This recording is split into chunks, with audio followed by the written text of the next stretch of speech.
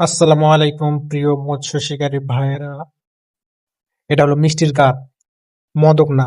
যেটা দোকানে কিনতে পাওয়া যায় ওই মদক না, এটা হলো মিষ্টির গাছ, এটা আমি নিজে তৈরি করেছি।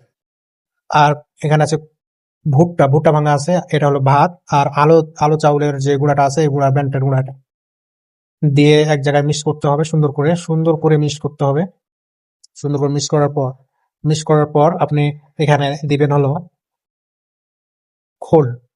খোল আর মদক দিয়ে, ওই যে দোকানে পাওয়া যায় ওই মদকটাতে খোল আমি ভেজে রাখছিলাম, ওই ওখানে দিলাম খোলটা দিয়ে দেওয়ার পর মিষ্টির গাঁটটা জাল দেওয়ার কারণ হলো এটা অনেক শক্ত হয়, এই দলাটা অনেক শক্ত হয়, সেজন্য মিষ্টির গাঁটটা আমি জাল দিয়ে নিয়েছিলাম। তবে হালকা করে জাল দিয়ে নেবেন যাতে লেগে না যায়। হালকা জাল দিতে হবে, 5 থেকে 7 মিনিট জাল দেওয়ার পর।